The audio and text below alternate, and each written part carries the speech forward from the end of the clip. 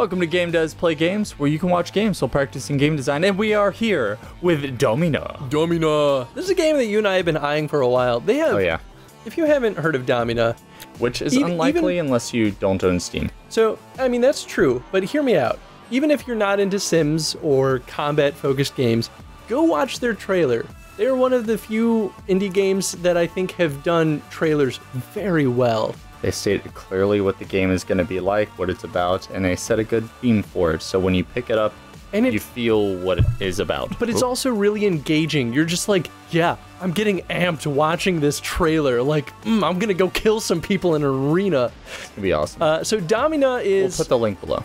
Yeah, we always have the link of the game in the description. So Domina is made by Dolphin Barn.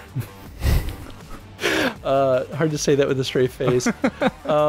This is basically a Roman Colosseum simulator. We are like the manager of the Colosseum. Yeah, he says simulator. If you've ever played a phone, or usually a lot of them are mobile games. If you ever played a mobile game, or I guess there's a few other games out there where you are managing something like a farm bill or other types of things. Those are simulators. What are you looking at me for? I mean, yeah, farm bill is a simulator. But you're I mean, it is. But you're using like really unengaging. That is true. Those are what was that one? Middle management. Has it in the name? That sounds familiar. That was the one where you managed superheroes. Oh, that one was fun. That was a Double Fine? No. I don't remember. It was one of those like awesome like. I don't think it was Double Fine. Big indie studios. It was. Anyway, so we're gonna play Domina here. Boop. So basically, we should we go through the tutorial? I mean, only if you think that it's worth talking about, because Nathan's played a little bit of this already. Just a little bit, like literally today, not a lot. I mean, if you don't think there's anything notable in it to like be like, oh, they did this tutorial well in this regard. I'm not here to talk about the tutorial. All right. Okay. All right. So here's what I'm gonna do. This guy right here, the doctore or doctor, I'm not sure. The Whipmaster. The Whipmaster, yeah. He basically allows you to upgrade your skill tree and like what things you can do. So the first one would be allow your gladiators to surrender. If you don't do this, then your people are just going to die. Also, I'm going to set them to automatically train. Otherwise, you have to right-click on each of them. And yeah, that isn't a skill in itself. Or I could just have the game automatically do it for me. Does time auto-pass in this game? Yes. Okay, so that right there is kind of the benefit of auto-train is you literally just... you gain seconds, which can be a huge deal. It can be, and that's the since this time based, like every second could technically matter. Although there's certain points like this where it's suggesting a fight, in which you have the option to turn it down. But during this time, everything's slow, like time stops. So like I can sit here and actually make a decision carefully. Okay, that's good. So basically, anytime a menu's up. Yeah. That's good. So anyway, this guy, he's challenging me to a fight right now. I don't think any of my people are up to snuff yet, so I'm just gonna reject the terms. Otherwise, you can pick a gladiator, like so, and then send them to their death. And send them to their death, yeah. You can check their stats. So it will say what weapon they have. Like this guy would be going into a fight with a wooden gladius. I don't know how much you know about wooden swords, but they tend to be not lethal. And how much hit points, their stats, etc. So you can actually compare them to your enemy. And yes, agility level 9, I have a 2. Yeah, so I'm not going to win this, is what I'm going to say. So I'm going to reject terms. Now, do you consume stuff over time? Like, are you using up your water and food? Yes, I am. Which reminds me. So we can go to the marketplace and we can purchase some stuff. You can purchase, like, it will say 1 gold buys 41 food, or you could buy, like, all of it. And, I mean... generally not too overwhelmingly pricey. That being said, I start with $4.99. If I win a fight, I usually get about 100 or more at the beginning of the game. So I think they do a good job at making it relatively easy to maintain your resources so that you can focus on spending money on your slaves. Yeah, for lack of a better term. I mean, there are two forms of units. There are slaves and there are gladiators, and I think slaves eventually turn into gladiators, or am I wrong? When you get slaves, they start off with like lower stats, but they're healthier, while gladiators start off with better stats, but are sickly. or rather, maybe they don't last as long. I'm not sure exactly what that means. Like they've been wounded in a previous battle, so they're just trying to be sold off. Yeah, I'm not really sure, to be honest. But that's what it says about purchasing gladiators versus slaves. And it's like, which one do you... I think at like higher echelons, you just buy slaves because you feel more comfortable training them yourself than sense. Whatever they come to the arena with already. So here's one of our units right now. He already has pretty good stuff. That being said, we're going to upgrade them. You can left click to downgrade their weapons or right click to upgrade. Oh, I kind of like that. Yeah, it's actually very UI. Yeah, very very simple, very elegant. So we're gonna upgrade him to a gladius, and then we'll take a look at his helmet. You use a lot of money though if you downgrade. Well, if you let's see, if I downgrade it, go down to 7, and I spent like 22 to buy this sword. I'm not sure if it costs 7 to buy that sword to begin with, or if it's a discounted price. So it's like when you're only spending 17 or 20 gold, it seems like not a big deal. Right. But then when you start looking at like 50, that's when I start to question whether I should upgrade or not. Okay. And then you end up dying of dehydration. Right. So like, you know, they all give defense. So there's like every item basically gives you defense, obviously, except for the sword.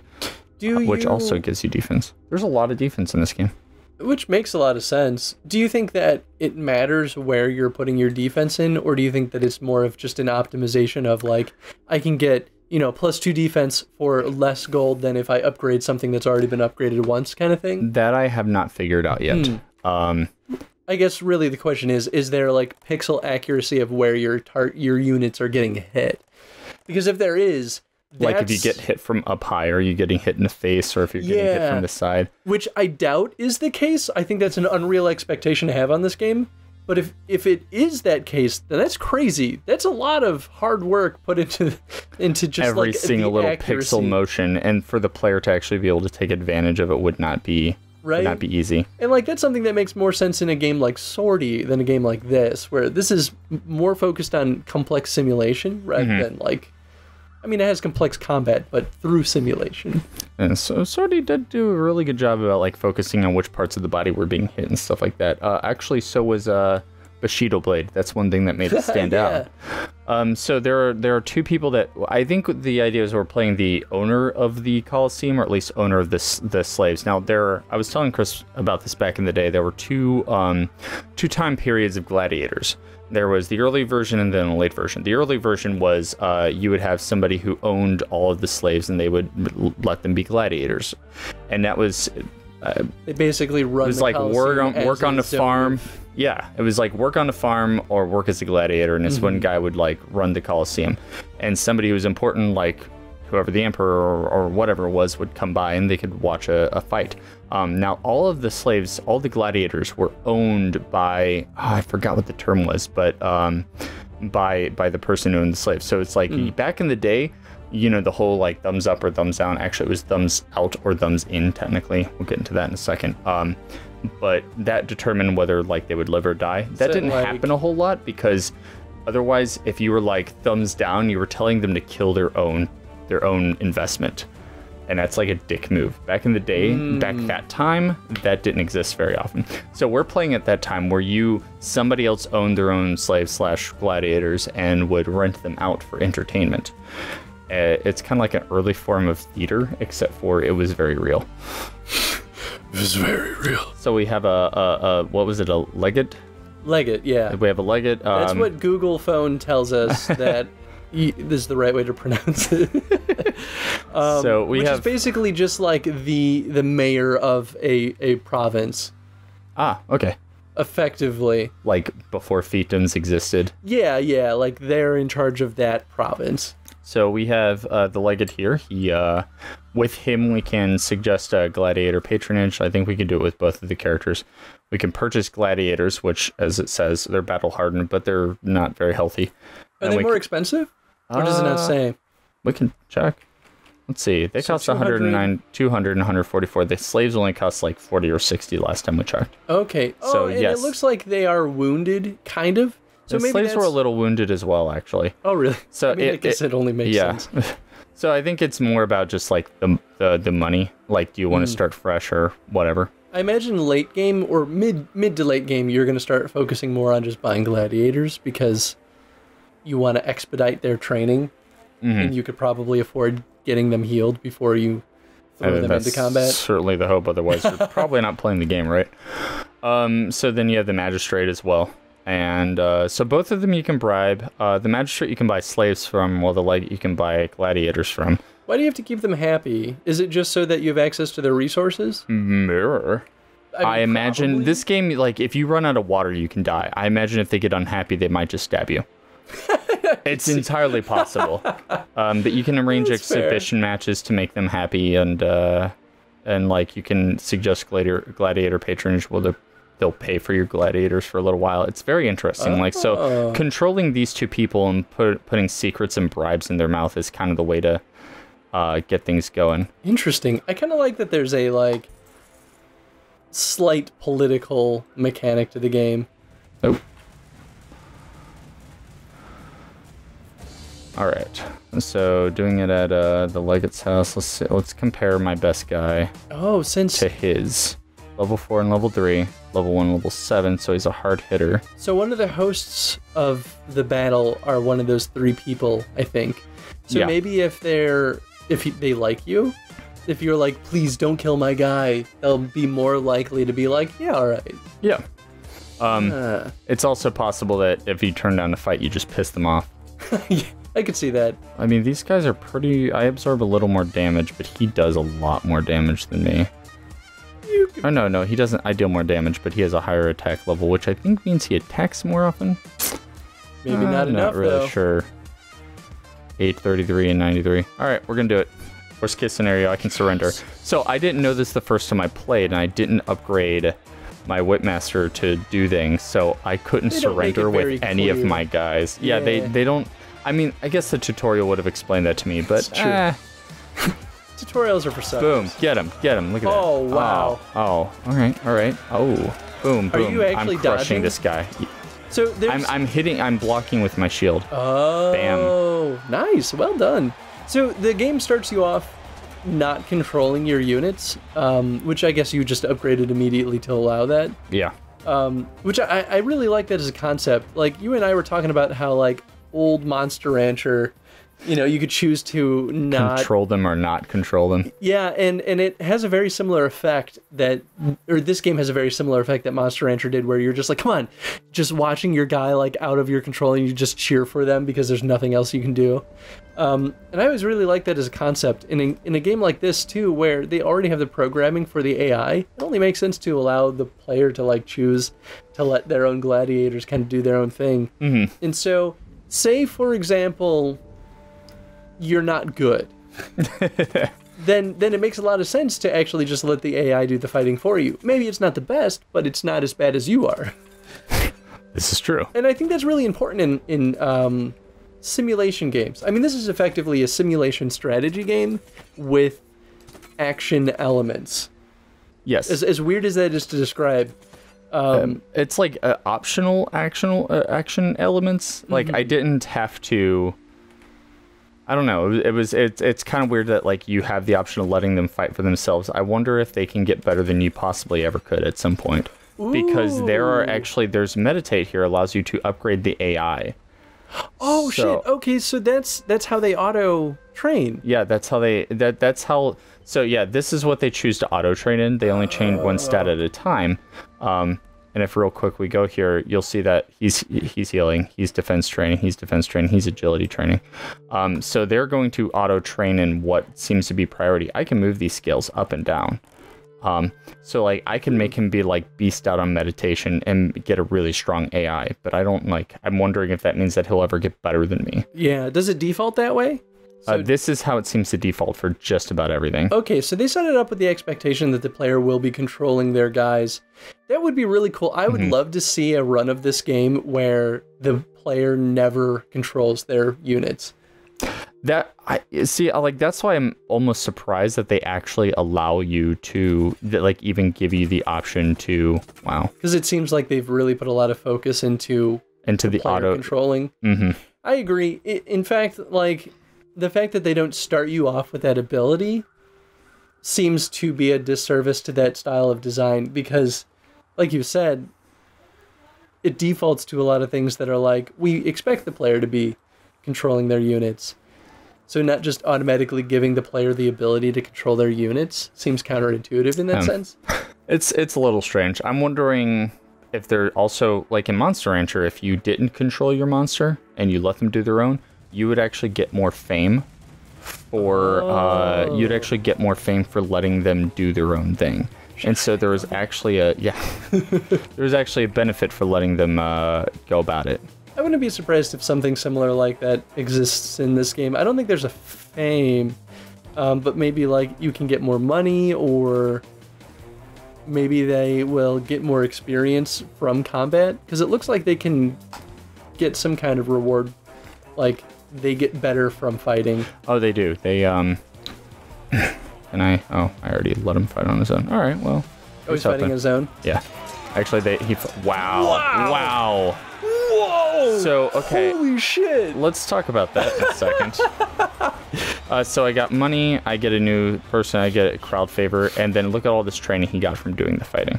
So you immediately... Alright, so here's what happened here.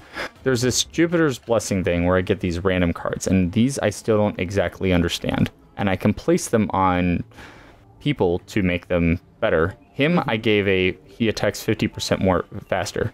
He has the attack stance. He has the weapon master. So Did keep that? I don't know how long it stays for, but he attacked 50% faster and just ruined that guy. Well, he never had the chance to do anything. He basically stun locked him. Yep. And, also random events will happen occasionally. A new garment is discovered to have a stain on it. Having never worn it, you return to the textile merchant to complain. He maintains the garment was free of stains, and as such, he is not obligated to replace it or refund your money. You can engage the magistrate to sort out the matter. You can leave empty-handed or threaten the merchant with physical violence. Motherfucker ain't gonna stain our shit. Alright, threaten the merchant with violence. The merchant is defiant and produces a small club from behind the counter. Rather than having killed him, which your bodyguard would most certainly do, you decide that the garment isn't worth the hassle of trying to explain a murder. You leave empty-handed. Well, at least you don't get stabbed. You're right. That did happen once in your little playtest. Yeah. Although maybe it like soiled your relationship with one of those three. Let's see. Oh, well, I'm plus with him and not at all with him, so maybe... I don't know what this chick is about, because I can't click on her.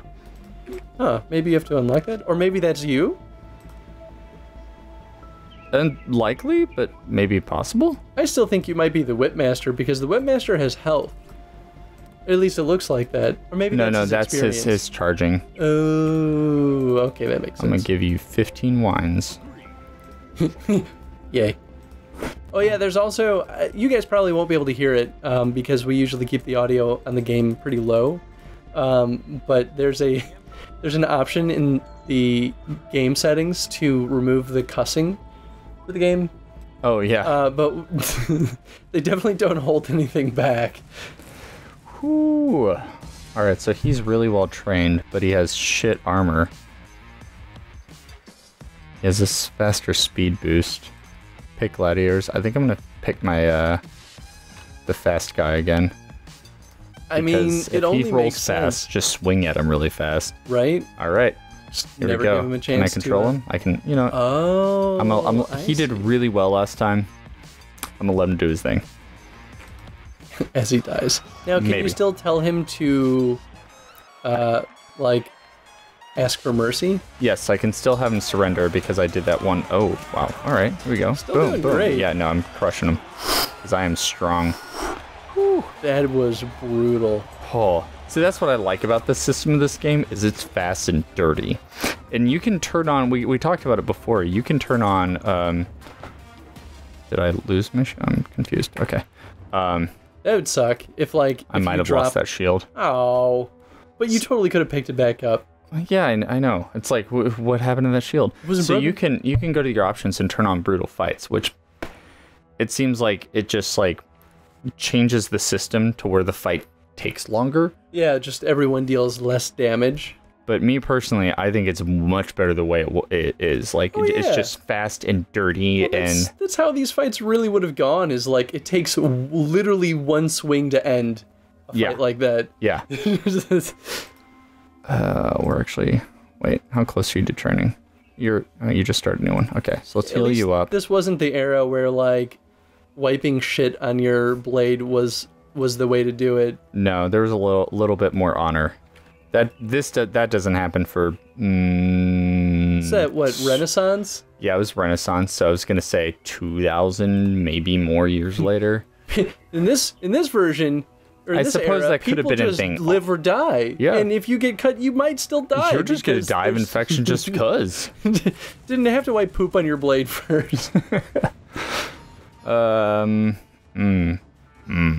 right, well, let's come back to this in the next episode. I think we should do a couple episodes on this. Yeah, absolutely.